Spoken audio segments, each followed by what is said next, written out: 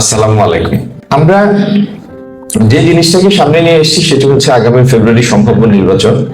আর বাংলাদেশকে এবং সিলেটকে আমরা কি করতে চাই, যেটার কারণে আমরা পিছনে যাওয়ার সুযোগটা থাকবে না, এটি আপনাদের সাথে শেয়ার করা একটা উদ্দেশ্য।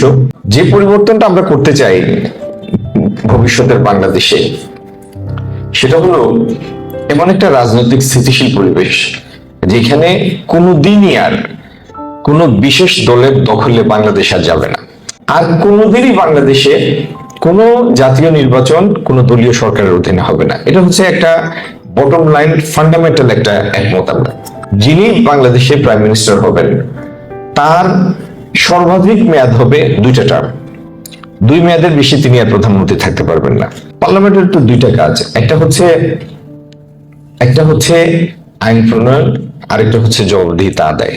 তো জবাবদিহিতা আদায়ের কাজটা পার্লামেন্ট কিভাবে করে, প্রত্যেকটা মন্ত্রণালয় বিষয়ক একটা সংসদীয় কমিটি থাকে। যেমন হোম মিনিস্ট্রির জন্য একটা কমিটি থাকে, ফিনান্সের জন্য একটা কমিটি থাকে, কমার্সের জন্য একটা কমিটি থাকে।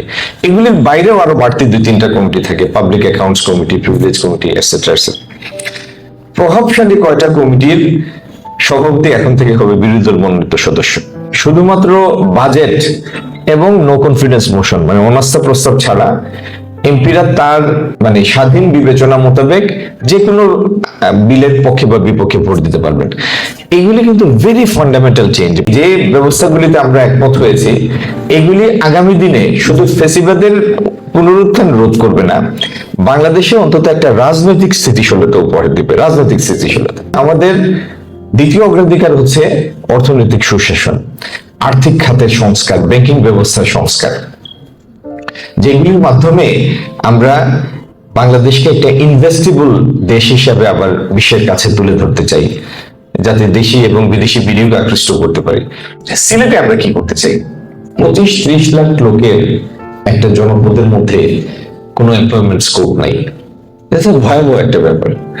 তো এই জিনিসটা অ্যাড্রেস করার জন্য আমাদের প্রধান প্রায়োরিটি থাকবে সিলেটে আমরা সরকারি পলিসি সাপোর্ট দিয়ে আমাদের ইনভেস্টর অ্যাট্রাক্ট করব এবং এই সিলেটে একটা ম্যানুফ্যাকচারিং হাব তৈরি করব, যাতে আমাদের শিক্ষিত অশিক্ষিত 2 শ্রেণীর জন্যই কাজের সুযোগ তৈরি হয়, এমপ্লয়মেন্ট তৈরি হয়। আমাদের সেকেন্ড প্রায়োরিটি হলো ট্যুরিজম রিলেটেড যতগুলি ইনফ্রাস্ট্রাকচার আছে, অবকাঠামো আছে, এইগুলি দ্রুত উন্নয়ন করা, যাতে প্রথমত দেশি এবং পরবর্তীতে বিদেশি টুরিস্টদের আমরা এখানে অ্যাট্রাক্ট করতে পারি।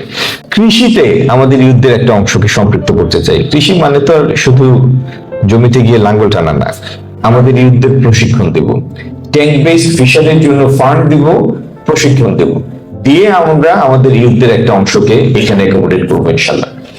আমাদের ফোর্থ প্রায়োরিটি থাকবে এই আইটি বেসড ট্রেনিং, এবং এটার মধ্যে যাতে আমাদের ছেলে এবং মেয়ে উভয়ে এমপ্লয়মেন্টের একটা সুযোগ তৈরি হয়। আমি আপনাদের এইটুকু আশ্বস্ত করতে পারি যে আমাদের একটা টপ প্রায়োরিটি থাকবে সিলেটকে এই জলাবদ্ধতার হাত থেকে আমরা ইনশাল্লাহ স্থায়ীভাবে মুক্ত করব।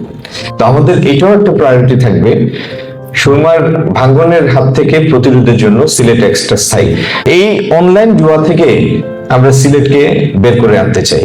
যদি আল্লাহ তৌফিক দিয়ে আমরা ফেব্রুয়ারিতে দায়িত্ব পাই আপনাদের সমর্থনে, এর আগে যেন এই ড্রাগ বিক্রেতারা তাদের পেশা চেঞ্জ করে ফেলে অথবা সিলেট থেকে চলে যায়। কারণ আমি চাই যে প্রত্যেকটা ওয়ার্ডের সামনে এক বা একাধিক প্লটে ছোট্ট জায়গায় এরকম এক্সারসাইজের কিছু সিম্পল ইনস্ট্রুমেন্ট আমরা দিব, সরকারিভাবে দিব, এবং সেগুলি রক্ষণাবেক্ষণ করবে ওই স্থানীয় ক্লাবগুলি। এটার দায়িত্ব নেবে যাতে এটা সবার জন্য উন্মুক্ত থাকে, এখানে ধনী গরিবের কোনো বিষয় নাই, প্রত্যেকের জন্য উন্মুক্ত থাকবে। নির্বাচনের আগে এবং পরে এই কানেকশন, এই রিলেশনশিপটা যেন আমরা মেনটেন করতে পারি, এটার জন্য আমি আপনাদের কাছে আমার অনুরোধ থাকবে এবং আপনাদের উপরে আমি কাউন্ট করব এই সমর্থনটা পাওয়ার জন্য।